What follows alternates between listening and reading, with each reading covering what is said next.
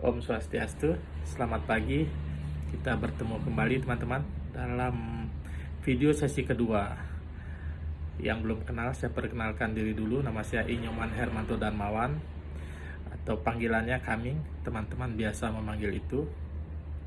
Kali ini saya akan menyajikan kembali lanjutan dari video sebelumnya, masih terkait dengan kompensasi.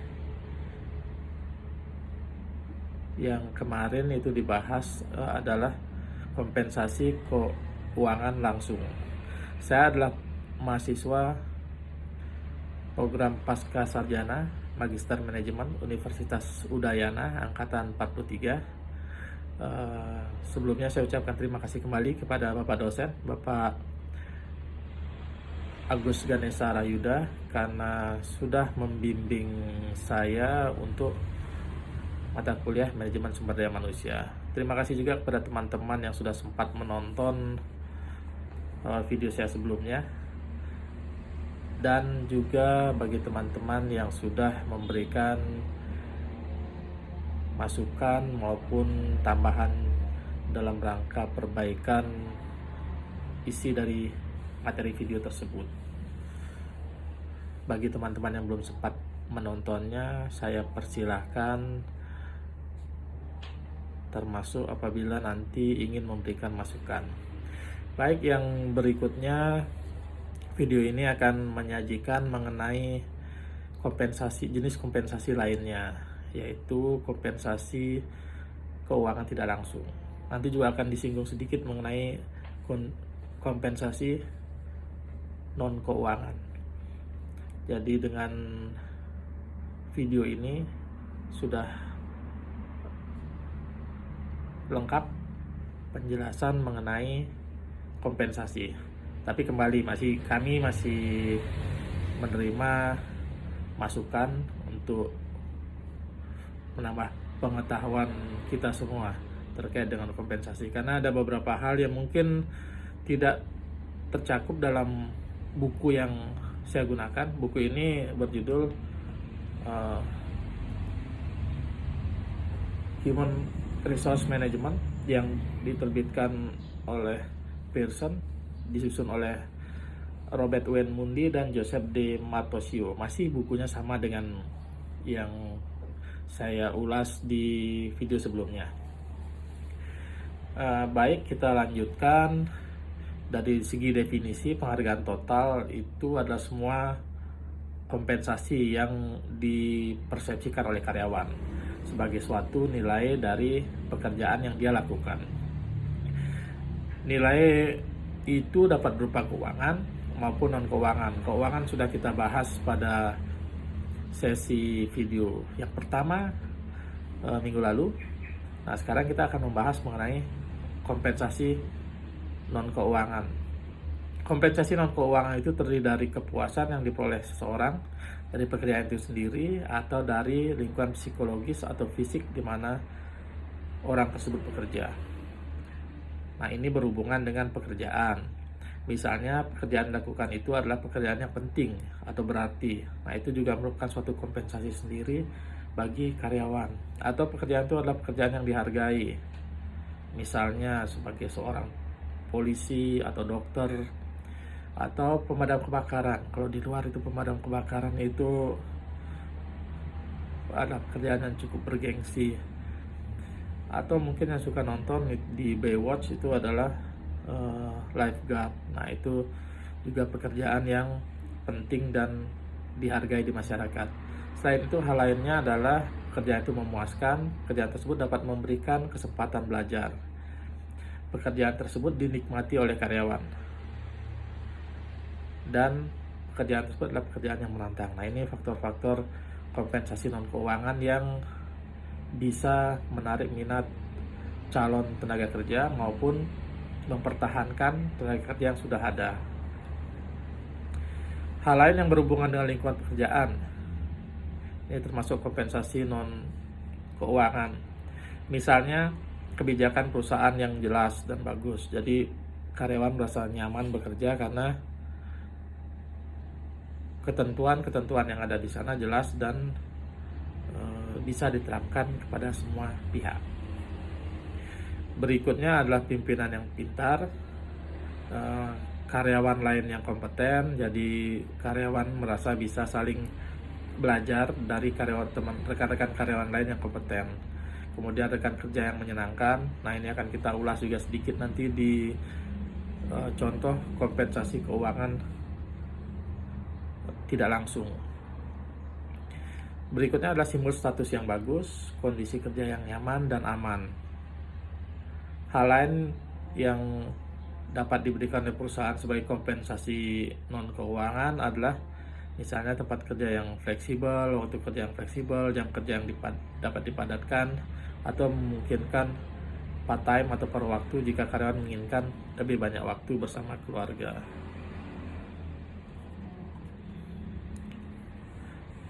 Ada beberapa hal yang saya tambahkan dalam materi ini yang tidak ada di buku, karena memang materi yang ada di buku ini adalah materi dengan common practices di Amerika Serikat. Jadi mungkin beberapa hal itu tidak applicable di Indonesia, atau ada beberapa hal yang ada di Indonesia tapi tidak merupakan common practices yang ada di Amerika Serikat. Jadi ini adalah hal yang wajar karena manajemen sumber daya manusia sebagaimana manajemen yang lain adalah terkait dengan penerapan dengan menyesuaikan terhadap kondisi lingkungan atau environment-nya.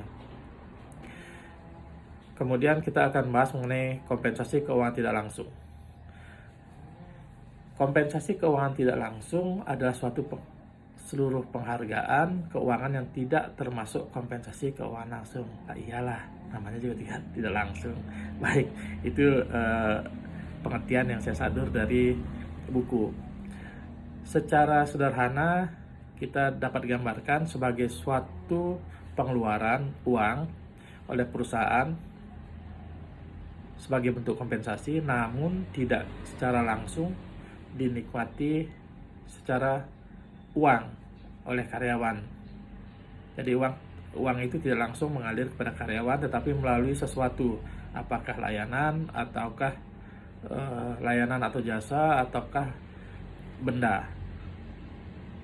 Misalnya fasilitas pengobatan ke dokter atau rumah sakit, tentu saja pada saat karyawan sedang sakit, atau mungkin pada saat kondisi saat ini ada pandemi, perusahaan memberikan bantuan uang vitamin, jadi karyawan diberikan tambahan vitamin untuk meningkatkan kekebalan tubuhnya dengan harapan dia tidak terkena penyakit yang sedang mewabah saat ini. Contoh lainnya adalah fasilitas hiburan, fasilitas pendidikan bagi anak dan karyawan yang diberikan oleh perusahaan.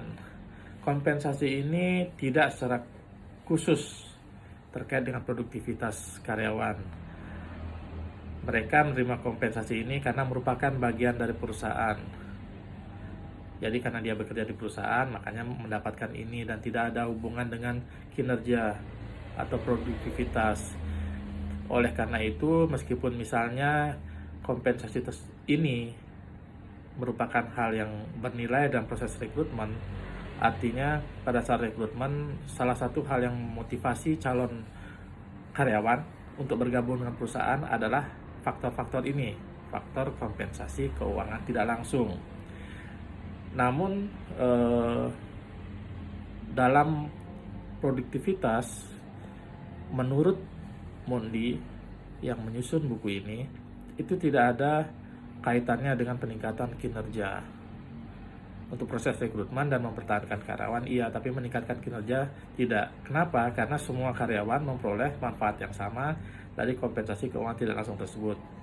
Tapi itu kata di buku.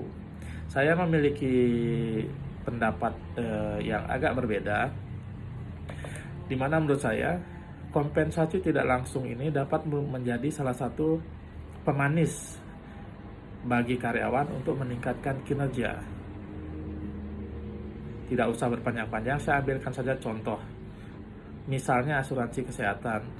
Di beberapa perusahaan, nilai asuransi kesehatan dibedakan antar level-level jabatan. Jadi antara karyawan dengan pejabat di atasnya, misalnya manajer atau supervisor atau kepala bagian, kepala divisi atau apalah namanya, itu memperoleh diberikan nilai rawat inap atau kelas kamar pada saat rawat inap maupun plafon kesehatan selama setahun yang berbeda-beda. Misalnya untuk karyawan biasa itu memperoleh plafon kesehatan yang lebih kecil, kelas kamar untuk rawat inapnya standar. Sedangkan untuk pejabat itu menerima plafon kesehatan, misalnya dalam setahun dia lebih besar menerima nilai biaya kesehatan yang bisa ditanggung perusahaan. Demikian juga kalau rawat inap, mereka akan menerima kelas kamar yang lebih tinggi. Tentu saja kenyamanan akan berbeda. Nah, jika perusahaan menerapkan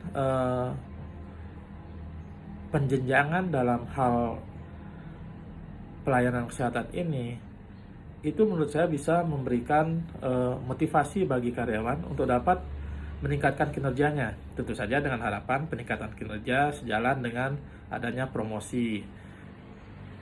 Nah, dengan mendapatkan promosi, mereka akan mendapatkan fasilitas kesehatan yang lebih baik dari sebelumnya.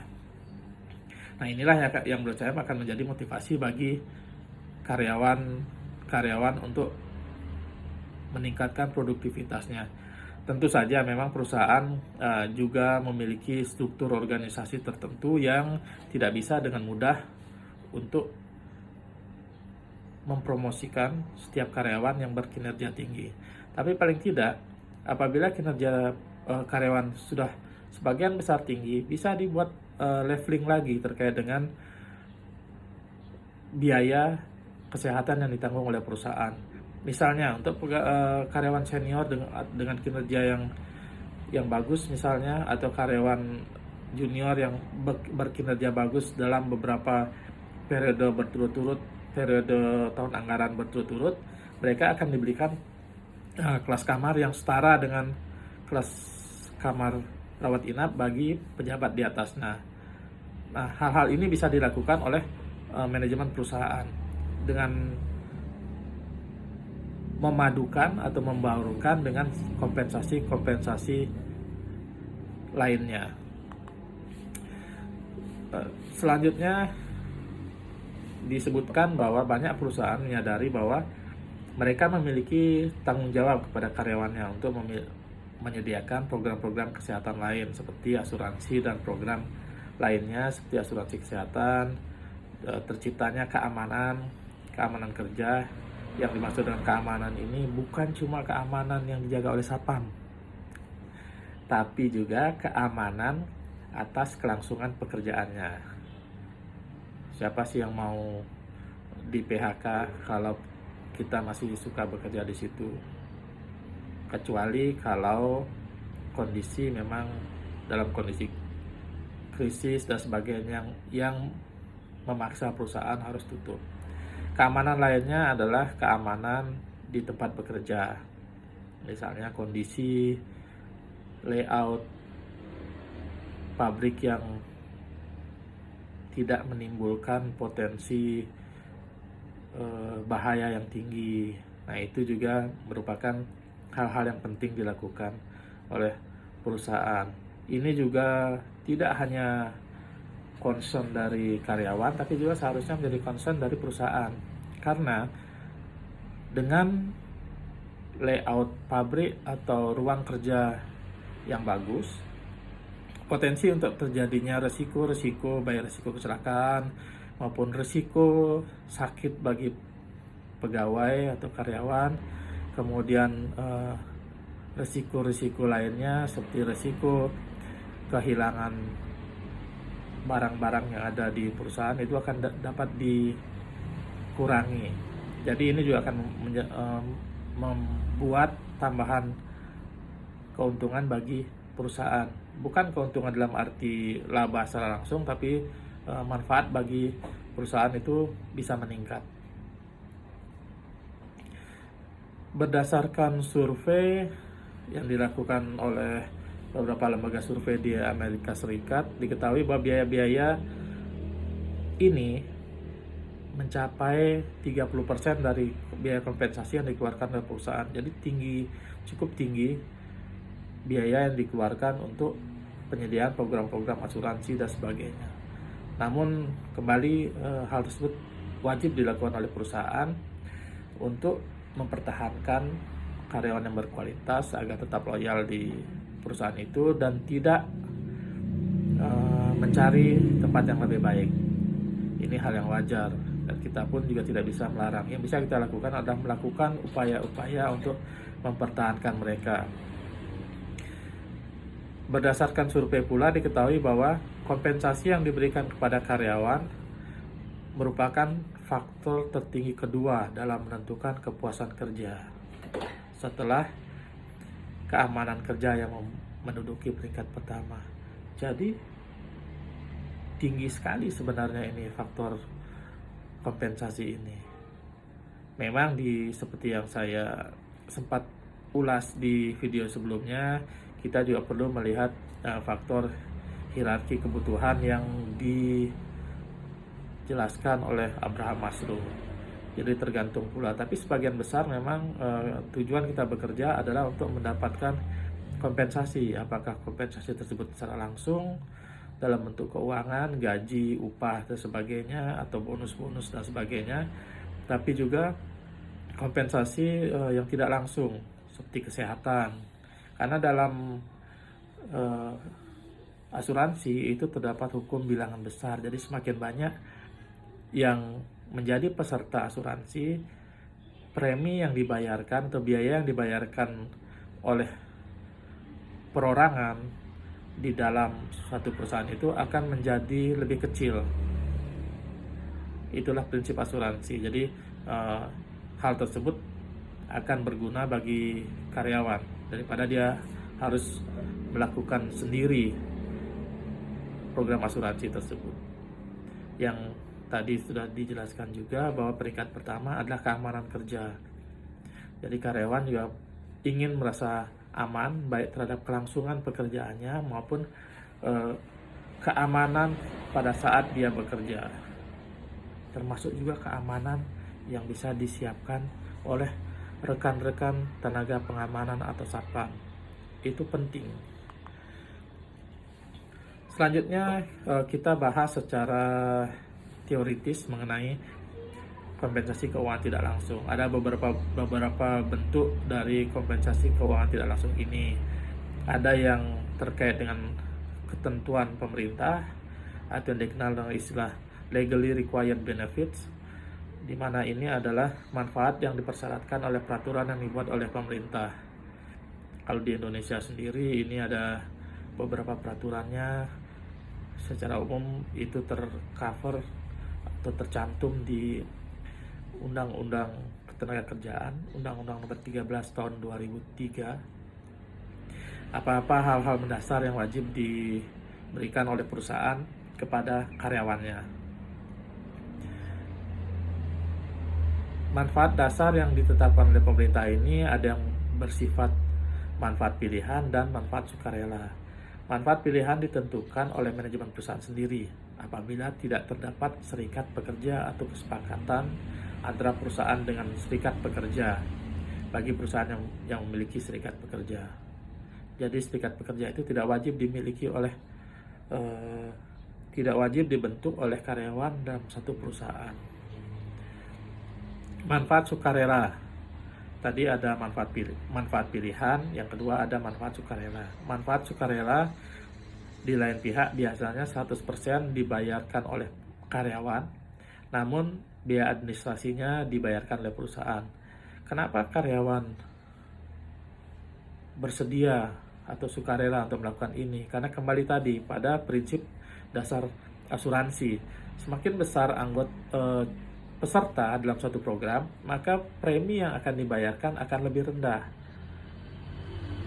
Masalahnya sekarang, kalau mereka melakukannya secara individu, kemudian melakukan upaya-upaya untuk mengumpulkan teman-temannya atau calon peserta menjadi sebanyak itu akan sangat sulit. Nah, ini bisa diakomodir oleh perusahaan. Apabila perusahaan yang maju, maksudnya atas nama perusahaan, dengan karyawan yang sekian banyak, itu bisa dikategorikan sebagai satu grup. Jadi premi yang dibayarkan akan lebih rendah. Dan perusahaan juga dalam hal ini akan membantu menanggung biaya administrasi dari program tersebut. Manfaat sukarela ini memiliki dua tujuan, yaitu saya tidak tahu praktis di Indonesia, tapi common practices di Amerika Serikat menyatakan bahwa umumnya tidak dikenakan pajak. Jadi program ini tidak akan dikenakan pajak oleh pemerintahnya. Kemudian seringkali mekanisme yang digunakan oleh perusahaan tidak hanya salah satu dari dua manfaat itu. Ada dua tadi, manfaat pilihan dan manfaat sukarela. Jadi beberapa perusahaan melakukannya dengan cara kombinasi dari kedua program tersebut. Misalnya asuransi kesehatan karyawan yang merupakan suatu kewajiban bagi perusahaan. Nah, itu sebagian besar preminya dibayarkan oleh perusahaan. Misalnya 80% perusahaan, 20% dibayar oleh karyawan. Perusahaan memberikan pilihan juga bagi karyawan. Jadi, apabila karyawan tersebut ingin mengikut sertakan misalnya anggota keluarga yang lain, proporsi pembayaran preminya atau biayanya itu tidak lagi 80% perusahaan atau 20% dan 20% karyawan, tetapi akan berubah. Misalnya, kalau perusahaan menginginkan untuk mengambil program yang mengikut sertakan anggota keluarganya, maka perusahaan akan menanggung lebih rendah secara persentase. Misalnya perusahaan memberikan bantuan sebesar 70% dari premi, sedangkan 30% lainnya dibayar oleh karyawan. Namun kalau kita pikir-pikir secara nominal, perusahaan membayar lebih banyak karena premi yang dibayarkan bukan hanya kepada satu orang, yaitu karyawan itu sendiri, tapi juga kepada anggota keluarganya. Jadi ini menurut saya opsi yang menyenangkan kedua belah pihak. Nah, kembali saya informasikan karena dalam buku ini yang disusun ini menggunakan referensi dari Amerika Serikat, jadi mungkin ada beberapa yang belum dipersyaratkan di Indonesia. Beberapa jenis kompensasi yang diwajibkan di Amerika Serikat misal adalah Social Security Benefit, yang di dalamnya mencakup program pensiun atau imbalan kerja jangka panjang, dan program asuransi catat tetap dan meninggal dunia, serta perawatan kesehatan. Untuk program ini setahu saya ini juga sudah diterapkan di Indonesia. Jadi kita memiliki BPJS Kesehatan dan BPJS Ketenagakerjaan. BPJS Kesehatan untuk menyediakan program-program yang terkait dengan kesehatan, sedangkan BPJS Ketenagakerjaan terkait dengan program-program pensiun dan sebagainya.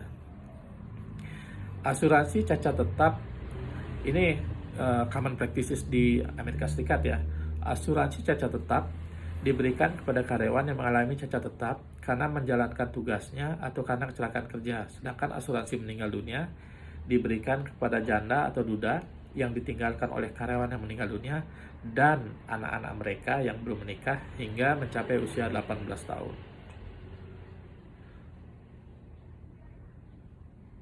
Saya agak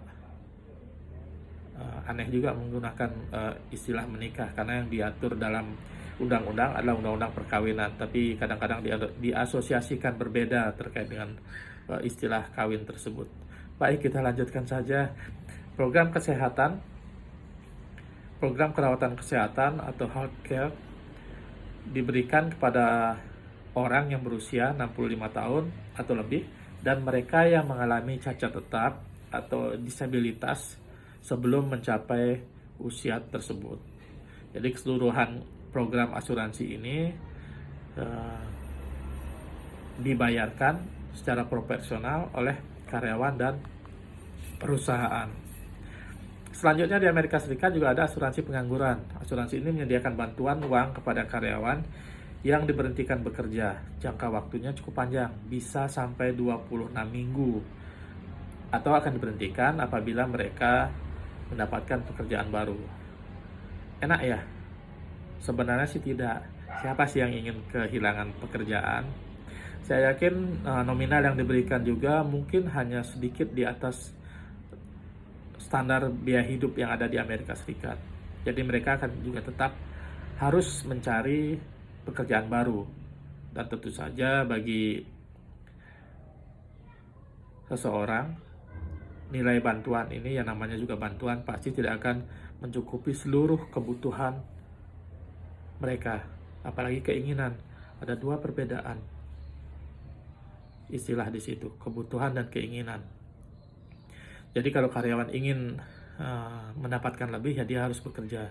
Tujuan program ini adalah untuk memberi kesempatan kepada pekerja yang mengalami putus hubungan kerja untuk mencari pekerjaan yang baru, di mana dalam proses tersebut karyawan masih tetap dapat memenuhi kebutuhan dasarnya. Ya jangan muluk-muluk misalnya untuk mencicil mobil mewah dan sebagainya. Ya kalau itu ke laut aja ya. Kemudian ada kompensasi keuangan tidak langsung tersebut adalah kompensasi bagi karyawan. Program ini menyediakan sejumlah tertentu proteksi keuangan bagi karyawan yang harus mengeluarkan biaya sebagai akibat kecelakaan atau sakit yang terkait dengan pekerjaan dalam bentuk yang mencakup biaya rehabilitasi dan penggantian sebagian atau seluruh penghasilan berdasarkan tingkat keparahannya. Saya kadang-kadang juga susah mencari padanan kata atau padanan istilah dalam bahasa Inggrisnya, karena kadang-kadang kalau diterjemahkan secara kata per kata itu akan menjadi tidak nyambung. Jadi saya berusaha untuk membuatnya mendekati definisi dari terminologi itu sendiri. Premi asuransi dibayarkan oleh perusahaan dengan besaran ketentuan sesuai dengan track record atau rekam jejak dari kejadian kecelakaan di perusahaan itu sendiri. Nah ini yang sudah sempat saya juga tadi ulas sedikit, bahwa dengan layout atau perencanaan tata letak dari pabrik atau ruang kerja itu juga akan berpengaruh terhadap tingkat kecelakaan kerja yang terjadi di perusahaan. Dengan layout yang baik, diharapkan kecelakaan kerja akan berkurang. Nah ini akan berkorelasi langsung dengan jumlah premi yang harus dibayarkan oleh perusahaan untuk asuransi kesehatan bagi karyawannya. Semakin tinggi kejadian kecelakaan di perusahaan tersebut, maka perusahaan akan membayar premi yang lebih besar. Demikian juga sebaliknya, apabila tidak ada kecelakaan atau zero accident atau kecelakaannya rendah, maka preminya akan lebih rendah. Nah ini pula yang memicu perusahaan untuk membuat layout dan prosedur kerja secara lebih memadai untuk meminimalkan potensi terjadinya kecelakaan kerja. Karena kecelakaan kerja tidak hanya meningkatkan premi asuransi, tetapi juga akan meningkatkan biaya bagi perusahaan. Pertama, biaya rekrutmen apabila karyawan yang dihandalkan tersebut berhalangan tetap, meninggal dunia atau tetap. Yang kedua, ini akan memberikan risiko reputasi yang buruk bagi perusahaan. Dengan kecelakaan kerja yang tinggi, karyawan-karyawan yang potensial dengan kemampuan yang tinggi akan berpikir kembali untuk memasuki perusahaan tersebut, karena yang menjadi jaminan adalah keselamatan mereka. Bukan yang menjadi jaminan, yang menjadi taruhan adalah keselamatan mereka. Yang kemudian adanya risiko hukum. Risiko hukum terjadi kalau ada karyawan meninggal dunia, tentu saja perusahaan bisa mendapatkan selain citra yang buruk juga bisa mengeluarkan biaya yang besar. Misalnya untuk berurusan ke pengadilan apabila terdapat tuntutan-tuntutan dari karyawan maupun maaf, bukan karyawan, karyawannya kan mungkin sudah meninggal dunia, tapi dari keluarga karyawan atau dari pemerintah sendiri karena ada pelanggaran ketentuan. Nah, selain itu juga proses produksi bisa terganggu. Jadi banyak sekali kerugian dari perusahaan apabila tidak menerapkan tata letak barang-barang di pabrik atau tata letak ruangan kerja yang kurang bagus. Ya, itu hanya sekedar intermezzo supaya kita bisa melihat dari sisi yang agak berbeda. Selanjutnya, kompensasi keuangan tidak langsung tersebut ada namanya istilahnya discretionary benefit. Saya tidak bisa memadankannya dalam bahasa Indonesia, mohon maaf. Ini adalah manfaat yang dibayarkan kepada karyawan sebagai hasil kesepakatan antara perusahaan dengan karyawan. Karena karyawan menginginkan adanya tambahan manfaat dari yang diwajibkan ketentuan. Ya, mohon maaf karena memang materi ini agak terkait, jadi mungkin materi ini sudah sempat di awal-awal video ini sudah sempat dijelaskan, tapi kita akan ulas lagi karena semakin sering kita mendengarnya, kita akan lebih terbiasa atau familiar dengan istilah-istilah tersebut dan pengertian-pengertiannya, jadi akan lebih mudah kita pahami. Misalnya discretionary benefit ini misalnya perluasan jangkauan program kesehatan dan pensiun yang tadi diperluas dari hanya untuk pegawai menjadi keseluruhan anggota keluarga inti dari pegawai atau karyawan tersebut. Kemudian ada pembayaran liburan bagi pegawai, pembayaran sebagian biaya pendidikan bagi karyawan ingin melanjutkan pendidikan, atau menyediakan daycare atau childcare, tempat untuk merawat anak atau mengasuh anak sementara pada saat karyawan bekerja. Kemudian juga yang perlu diperhatikan dalam pemberian kompensasi ini adalah kekuatan perusahaan dan karyawan, karena mereka akan menanggung secara bersama biaya tersebut, tapi dengan porsi yang tertentu. Nanti akan dibuat kesepakatan antara perusahaan dengan karyawan atau dengan serikat pekerja apabila karyawan di perusahaan tersebut memiliki serikat pekerja. Discretionary benefits ini umumnya berupa program fee for service atau managed care. Program fee for service ini didefinisikan sebagai suatu proteksi terhadap biaya pengobatan kesehatan dalam bentuk tunai yang dibayarkan kepada tertanggung atau karyawan yang diasuransikan. Bingung ya, padahal ini kompensasi keuangan tidak langsung. Benar, tapi sebelumnya karyawan sudah membayarkan biaya tersebut kepada dokter atau klinik atau rumah sakit. Jadi apabila karyawan tidak menggunakan fasilitas ini, maka penggantian uang tunai tersebut tidak akan didapat. Jadi tetap saja ini adalah kompensasi tidak langsung.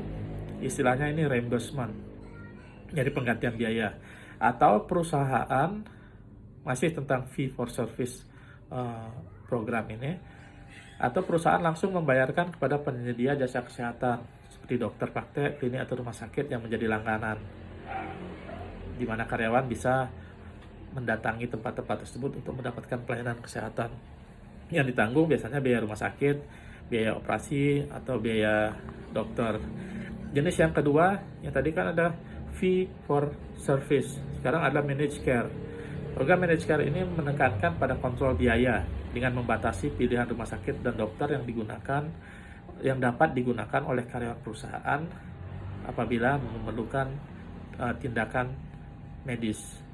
Jadi managed care ini sudah ditetapkan oleh perusahaan mana-mana dokter yang bekerja sama atau rumah sakit yang bekerja sama. Ada dua jenis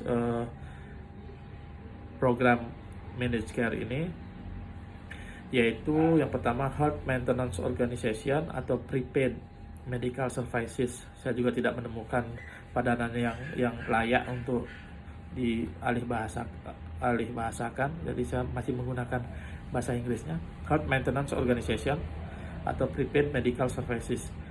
Program ini menyediakan proteksi terhadap biaya pelayanan kesehatan dalam bentuk pembayaran di muka kepada penyedia layanan kesehatan.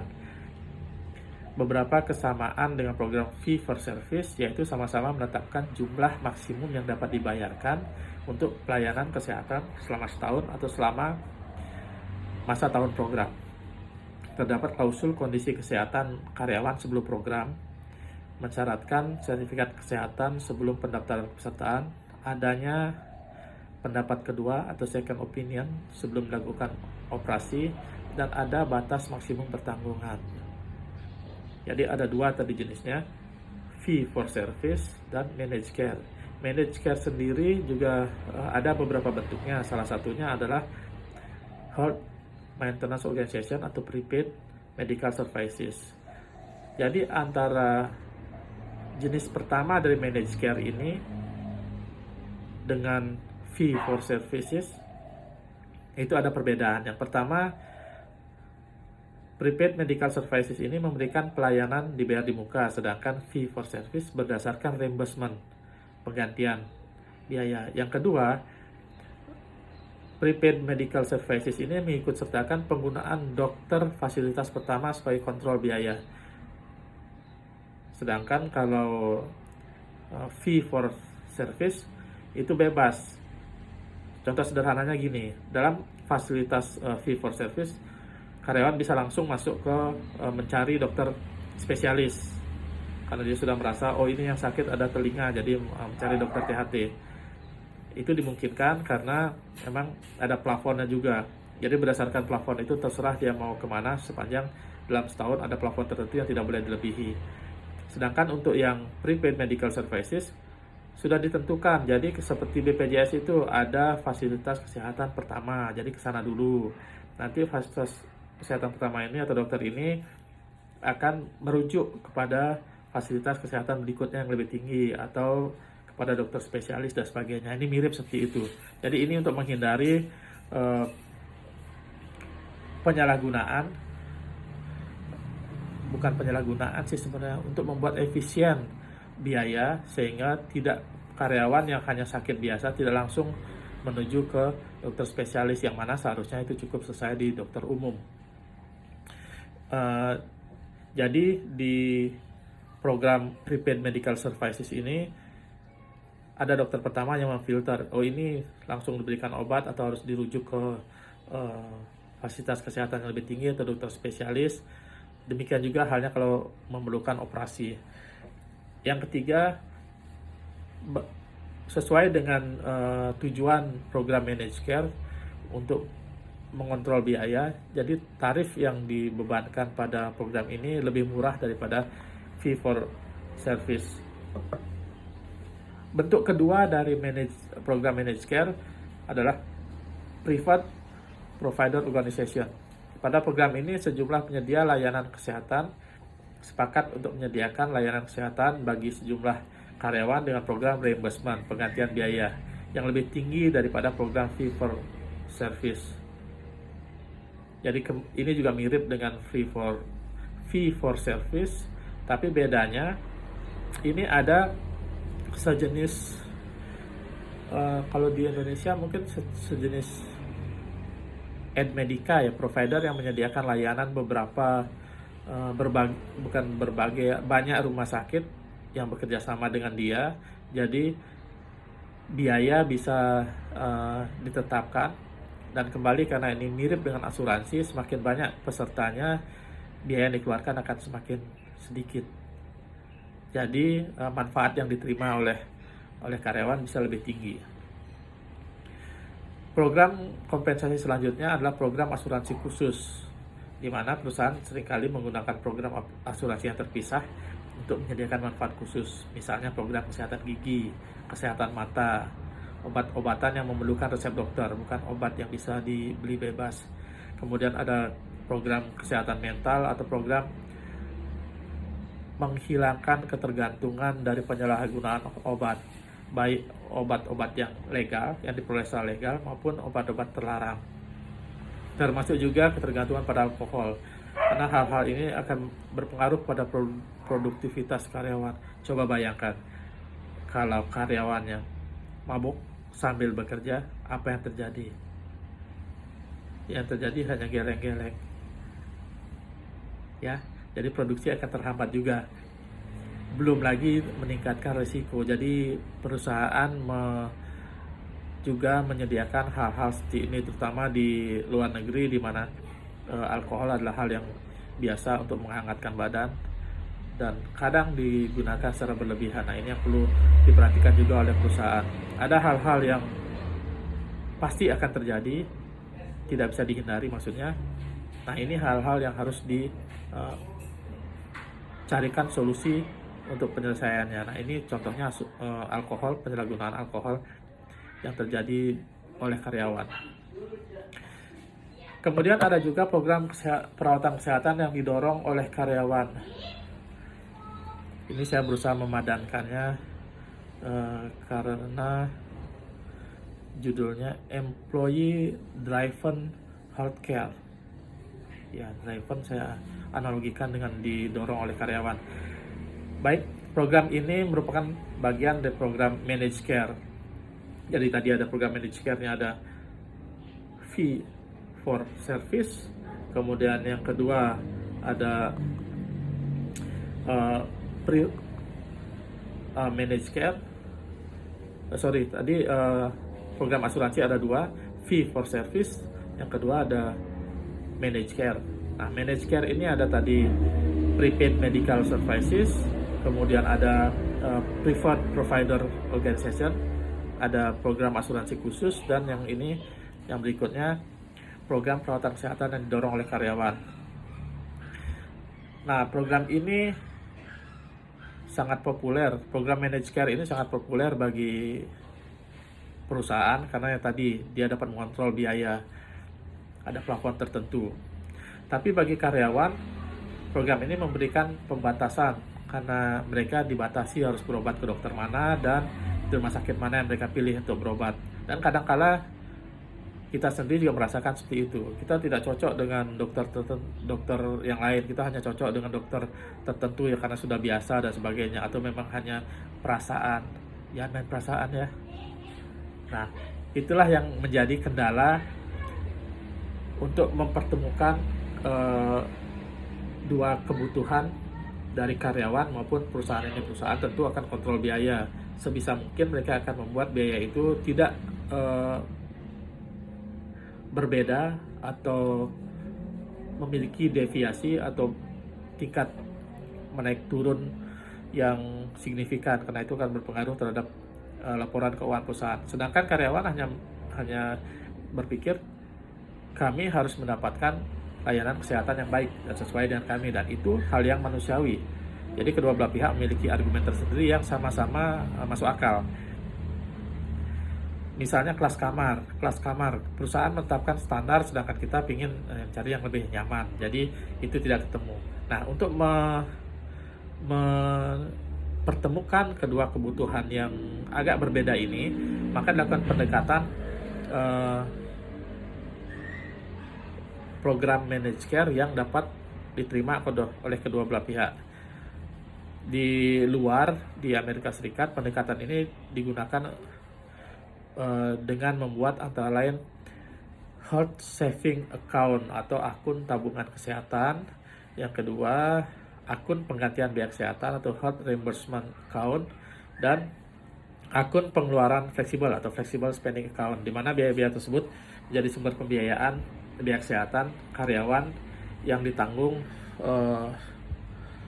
yang tidak ditanggung oleh asuransi yang disediakan oleh perusahaan, karena biasanya asuransi memang perusahaan menyediakan asuransi sesuai dengan kebutuhan yang minimum harus dipenuhi sesuai dengan ketentuan. Dapat saya jelaskan di sini, health saving account ini berupa akun tabungan atas nama karyawan yang dibuat untuk biaya kesehatan karyawan dengan sumber dana dari karyawan dan perusahaan serta bebas pajak. Keuntungannya, health saving account ini atas nama karyawan sehingga dapat dipergunakan meskipun karyawan telah berpindah perusahaan. Selanjutnya ada health reimbursement account, dana yang disiapkan oleh perusahaan sebagai penggantian biaya kesehatan yang dibayar oleh karyawan serta program. Dana yang tersedia dalam akun ini dapat diakumulasikan dan dijadikan saldo pada tahun berikutnya. Yang terakhir ada flexible spending account, adalah manfaat kesehatan yang dibuat oleh perusahaan yang mengizinkan karyawan untuk menempatkan dana dalam porsi tertentu dari gajinya yang akan digunakan untuk biaya kesehatan yang lain-lain tersebut. Kemudian ada program pensiun, ini kompensasi tidak langsung, ini yang menarik karena program pensiun ini dibuat oleh perusahaan bagi karyawan, jadi ada keamanan bagi karyawan akan masa depannya. Pada umumnya ada 3 jenis program, yaitu kalau di buku namanya Defined Benefit Plan.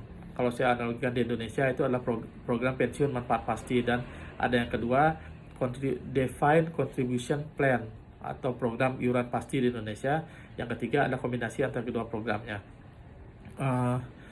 Secara singkat saya dapat jelaskan program manfaat pasti ini begini: karyawan dan perusahaan dengan porsi tertentu membayar sejumlah uang pensiun tertentu, iuran pensiun tertentu dalam jangka waktu tertentu sampai dengan usia pensiun, dan pada saat pensiun menerima manfaat atau katakanlah uang pensiun yang sudah ditentukan nilainya. Jadi karyawan dan perusahaan memberikan uang iuran kepada perusahaan ini atau dikelola oleh perusahaan sendiri. Kemudian pada saat pensiun nilai yang diterima itu sudah tetap. Bedanya dengan iuran pasti, pada iuran pasti karyawan dan perusahaan membayarkan iuran pensiun dalam jumlah tertentu. Tapi nanti pada saat pensiun yang diterima hasilnya bisa lebih tinggi, bisa lebih rendah, tergantung dengan hasil investasi dari dana yang dikumpulkan tersebut, dana kelolaan tersebut. Jadi ini hal yang ya, mungkin cukup meresahkan bagi karyawan, tetapi ini adalah hal yang perlu dipikirkan karena tidak semua perusahaan mampu untuk menyediakan manfaat pasti. Karena apabila nilai dana kelolaan tersebut kurang dari yang seharusnya untuk membayarkan manfaat pasti tersebut, maka perusahaan harus menyetorkan sejumlah dana tertentu. Ini biasanya disediakan oleh perusahaan-perusahaan yang memiliki dana pensiun pemberi kerja atau DPPK. Jadi perusahaan-perusahaan tersebut mengelola sendiri dana pensiunnya. Beberapa contoh di Indonesia yang menggunakan DPPK adalah Bank Indonesia, OJK untuk sebagian pegawainya, Pertamina, Telkom, Astra, dan Bank Mandiri. Jadi mereka bisa menyediakan DPPK karena mereka memiliki keuangan yang cukup untuk membackup kekurangan dana yang ada untuk membayar pensiun. Sedangkan iuran pasti itu tergantung dari investasi. Jadi apabila nanti investasi yang dikelola oleh dana pensiun lembaga keuangan atau DPLK, ini biasanya dilakukan oleh bank atau perusahaan asuransi mendirikan usaha tertentu yang terpisah dari usaha induknya dalam bentuk DPLK untuk mengelola dana pensiun ya yang diserahkan kepada mereka. Beberapa contohnya adalah DPLK itu adalah Jiwasraya, Aksa Mandiri, BNI, dan BRI. Ada banyak DPLK di Indonesia. Sedangkan yang program pensiun yang ketiga adalah kombinasi dari kedua tersebut. Jadi karyawan dan perusahaan membayar iuran dalam jumlah pasti, dan apabila terjadi risiko penurunan nilai dana kelolaan, maka perusahaan akan menanggungnya. Jadi perusahaan akan menyetorkan kembali kepada DPLK. Kalau yang tadi kan karena dia DPPK, perusahaan sendiri mengeluarkan uang untuk DPPK-nya dia sendiri yang dibentuk oleh perusahaan. Sedangkan ini karena DPLK, entitas yang berbeda, perusahaan yang berbeda, maka perusahaan tersebut harus menyerahkan kepada perusahaan DPLK tersebut. Jadi manfaat pasti itu iurannya tetap, manfaatnya tetap. Sedangkan program pensiun iuran pasti, iurannya tetap, tetapi dana uang pensiunnya tidak tetap, tergantung dengan hasil investasi. Yang ketiga ada kombinasi dari keduanya. Jadi perusahaan menyerahkan kepada dana pensiun lembaga keuangan, perusahaan yang berbeda dengan iuran pasti, tetapi apabila nanti terjadi penurunan nilai dari dana kelolaan tersebut, maka perusahaan akan menyetorkan sejumlah tertentu kepada DPLK tersebut. Itu 3 contoh dana pensiun. Kemudian ada asuransi jiwa tetap. Asuransi jiwa dan cacat tetap.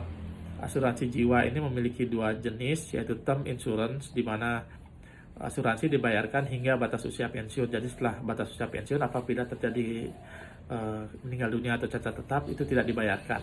Sedangkan pada jenis yang kedua, whole life insurance, itu asuransi dibayarkan kapanpun pada saat peserta meninggal dunia. Jadi setelah pensiun pun kalau meninggal dunia, itu dibayarkan dan berakhirnya pada saat itu, pada saat pembayaran premi. Kompensasi kerja karyawan melindungi karyawan dari kecelakaan yang terkait dengan pekerjaan, misalnya karyawan yang bekerja terkait dengan bahan kimia, atau karyawan yang bekerja di tempat-tempat yang memiliki bahaya tinggi. Kemudian yang lainnya juga ada kompensasi tidak langsung tersebut, ada uang liburan, uang sakit, dan uang tidak bekerja. Liburan membuat karyawan lebih kreatif karena menemukan hal baru dan mengurangi stres, sehingga meningkatkan produktivitas kerja. Selanjutnya, maaf, karyawan juga akan bisa lebih dekat dengan rekan kerja yang lain atau dengan sesama keluarganya. Yang berikutnya ada uang sakit. Uang sakit tersebut diberikan apabila karyawan sakit.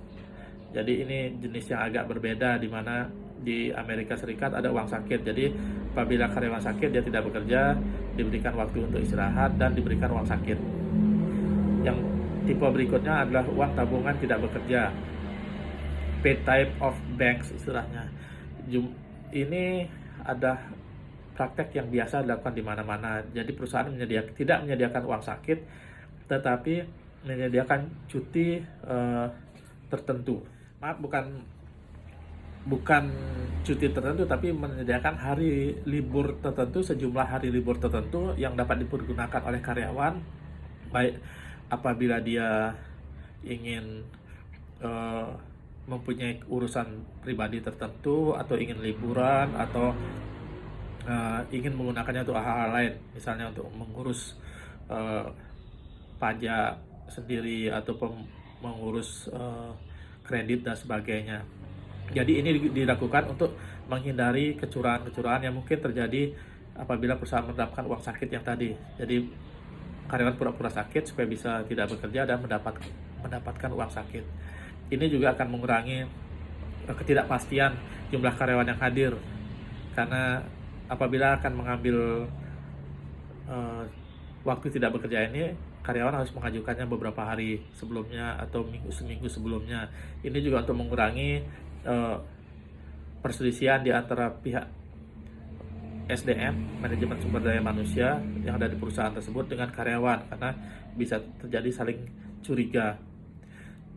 Kemudian pada akhirnya proses produksi tidak akan terganggu karena sudah bisa dihitung kapan karyawan akan tidak masuk, sehingga proses produksi tidak akan terganggu oleh mereka. Bisa disesuaikan apabila banyak karyawan tidak masuk. Perluasan dari ini adalah ada istilahnya result only work environment. Result only, jadi berpedoman pada hasil.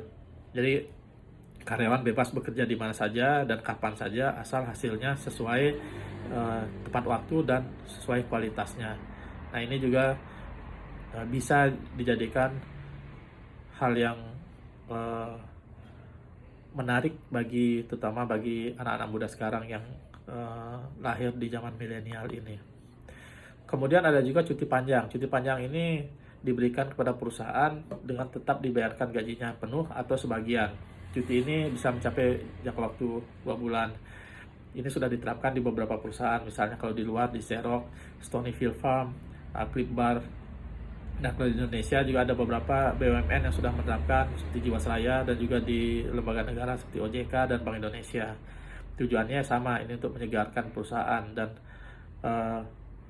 membuat karyawan memiliki pilihan antara keluar atau tetap bekerja di perusahaan tapi diberikan cuti panjang untuk refreshing. Ini juga dampaknya mengurangi turnover pegawai. Jenis-jenis paid time off yang lain adalah gaji yang tetap dibayarkan pada saat karyawan mengikuti wajib militer, atau pada saat mengikuti pemilihan umum, menghadiri acara pemakaman keluarga, melakukan kerja sosial. Dan di Indonesia hal ini diterapkan juga di beberapa lembaga negara, misalnya OJK dan Bank Indonesia, di mana mereka sering secara berkala mengirim pegawainya untuk melakukan on the job training, jadi bekerja di lembaga lain, misalnya di APRA, Australian Prudential Regulation Authority, atau di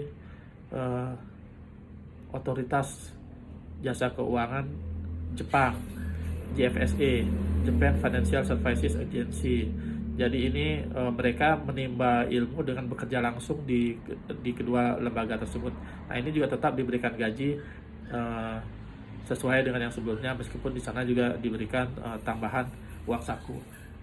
Selanjutnya ada penugasan ke beberapa instansi atau lembaga internasional seperti Asian Development Bank, World Bank, atau International Monetary Fund.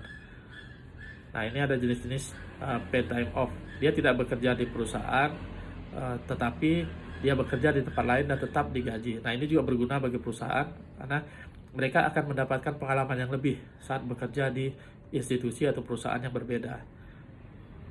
Dan mungkin itu hal-hal baik tersebut bisa diterapkan di perusahaan. Menurut saya ada jenis kompensasi lain juga yang dapat diberikan kepada karyawan, yaitu cuti di luar tanggungan. Nah, ini belum dibahas di buku. Cuti di luar tanggungan misalnya hingga 1 tahun. Hal ini penting karena kadangkala karyawan memerlukan waktu untuk memberikan support bagi pasangannya atau keluarganya. Misalnya apabila pasangannya berpindah tugas ke luar negeri misalnya, atau anaknya memerlukan perawatan kesehatan yang cukup panjang waktunya, atau pasangannya memerlukan perawatan kesehatan yang cukup panjang, atau bahkan orang tuanya. Nah, ini diperlukan. Jadi pegawai ini memiliki pilihan, diberikan cuti di luar tanggungan. Ini bukan cuti dirumahkan karena kasus pandemi ini, tapi karena memang kebutuhan dari karyawan untuk mengambil cuti ini karena hal-hal yang saya sebutkan tadi. Jadi mereka memerlukan waktu untuk keluar, tapi ada pilihan mau keluar dari perusahaan atau keluar sementara. Jadi nanti kembali lagi pada saat sudah memungkinkan. Nah, ini bisa menjadi salah satu alternatif kompensasi non keuangan tidak langsung. Jadi meskipun mereka tidak diberikan gaji atau diberikan gaji dasar selama masa cuti 2 tahun ini, mereka akan bisa konsentrasi penyelesaian masalah tersebut dan kembali kepada perusahaan untuk beraktivitas dan berkontribusi setelah masa itu selesai atau jangka waktu cuti di luar tanggungan itu selesai. Jenis-jenis pelayanan lain bagi karyawan adalah jenis kompensasi keuangan tidak langsung, antara lain childcare, bantuan pendidikan, subsidi makanan melalui kafeteria di perusahaan. Di luar negeri, ini bukan cuma di Amerika, juga sudah banyak dilakukan. Di Indonesia juga, kalau nggak salah, di beberapa instansi, misalnya Indosat, Astra, itu sudah menerapkan. Jadi ada kafeteria khusus dengan harga khusus yang murah untuk karyawan. Kemudian ada beasiswa pendidikan bagi karyawan yang ingin melanjutkan pendidikan ke jenjang yang lebih tinggi atau pemindahan ke daerah asal. Kompensasi yang lainnya adalah pembayaran lebih standar. Nah, kompensasi ini diberikan kepada karyawan yang telah memenuhi jangka waktu minimal bekerja di situ atau bekerja pada kondisi yang berbahaya atau situasi yang tidak diharapkan. Misalnya upah lembur 2 kali dari yang seharusnya untuk lembur pada hari Minggu atau hari libur, atau lembur bagi mereka yang bekerja melewati tengah malam, atau kalau di bank misalnya lembur pada akhir tahun saat tutup buku tahunan, itu diberikan 2 kali, jadi melebihi standar. Atau penambahan gaji atau kasir untuk membeli susu karena ada potensi terpapar zat kimia yang terdapat di uang baru, atau tunjangan tambahan bagi karyawan yang bekerja di daerah konflik, pilot militer misalnya, atau pembersih kaca di gedung pencakar langit. Nah, selanjutnya ada program manfaat yang disesuaikan dengan kebutuhan karyawan. Tadi sudah sempat disinggung bahwa ada beberapa yang bisa dinegosiasikan dengan perusahaan, sehingga apabila ada perluasan manfaat, karyawan bisa mendapatkannya, dan tentu saja dengan pembagian sharing biaya yang sudah ditetapkan. Nah, sebagai penutup, mengingat kompensasi sangat penting dan terdapat karyawan yang untuk mendapatkan karyawan rekrutmen maupun untuk mempertahankan mereka dalam perusahaan, maka perlu dilakukan komunikasi yang baik kepada karyawan mengenai informasi terkait paket kompensasi yang diberikan perusahaan kepada karyawan. Nah, ini terkait dengan tata kelola, karena selain meningkatkan posisi perusahaan dalam rekrutmen dan mempertahankan loyalitas karyawan, komunikasi yang baik dan jelas mengenai kompensasi yang diberikan perusahaan kepada seluruh karyawan merupakan salah satu bentuk penerapan tata kelola yang baik. Hal ini akan menghilangkan kesan bahwa adanya perlakuan tidak adil terkait dengan pemberian kompensasi, menghilangkan kesan suka tidak suka dalam pemberian kompensasi. Karena semuanya jelas dan karyawan mengerti, maka karyawan akan lebih loyal pada perusahaan. Saya harus meningkatkan kinerja untuk mendapatkan ini. Nah, ini juga terkait dengan kenyamanan karyawan bekerja. Selain itu, keseimbangan pekerjaan dan kehidupan pribadi juga perlu dipertimbangkan, atau work-life balance, sehingga karyawan lebih loyal kepada perusahaan. Hal ini juga terkait pada situasi sekarang ini, situasi pandemik, di mana perlu dilakukan bekerja dari rumah, yang juga sebenarnya secara teoritis ini juga merupakan salah satu work-life balance, tapi ini karena terpaksa. Jadi jika perusahaan membebaskan karyawan untuk bekerja dari rumah atau tempat lain yang dia suka, maka ini secara keuangan juga akan menguntungkan perusahaan, karena akan menghemat biaya listrik, biaya keusangan peralatan. Jadi peralatan-peralatan yang digunakan tersebut akan umur ekonomisnya lebih tinggi, meskipun secara ketentuan depresiasi itu tetap, tapi umur ekonomisnya lebih tinggi. Jadi pada saat harusnya barang itu rusak, tapi ini masih bisa dipergunakan. Kemudian ruang kerja yang lebih efisien dan meningkatkan kesehatan mental pegawai. Ini pendapat saya, karena memang di buku tidak sempat dijelaskan. Hal lainnya adalah untuk kerja yang fleksibel. Hal ini dilakukan dengan memberikan kebebasan bekerja kepada karyawan dalam batasan-batasan tertentu. Misalnya jam masuk kerja dilakukan jam 7 sampai jam 9 pagi, di mana jam pulang menyesuaikan. Yang penting mencapai misalkan 8 jam kerja sehari.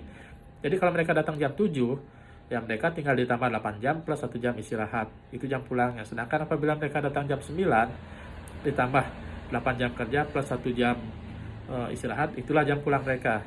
Nah, ini berguna untuk mengurangi stres karyawan, mengurangi keterlambatan, dan memberikan kesempatan karyawan untuk melakukan hal lain di luar pekerjaan. Seperti misalnya mereka memilih untuk olahraga di pagi hari atau kuliah di sore hari. Nah, ini juga akan berdampak positif bagi layanan umum, bagi sektor public services, di mana penggunaan transportasi umum tidak menumpuk pada jam-jam tertentu. Pelayanan kesehatan juga tidak sibuk pada jam-jam tertentu saja, tetapi lebih distribusikan secara baik, jadi tidak menumpuk. Restoran juga dan sebagainya.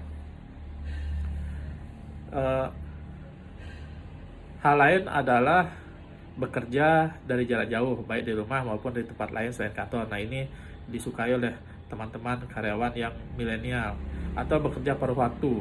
Ini banyak disukai oleh profesional yang juga mementingkan keluarga. Nah, ini mirip-mirip juga dengan work-life balance.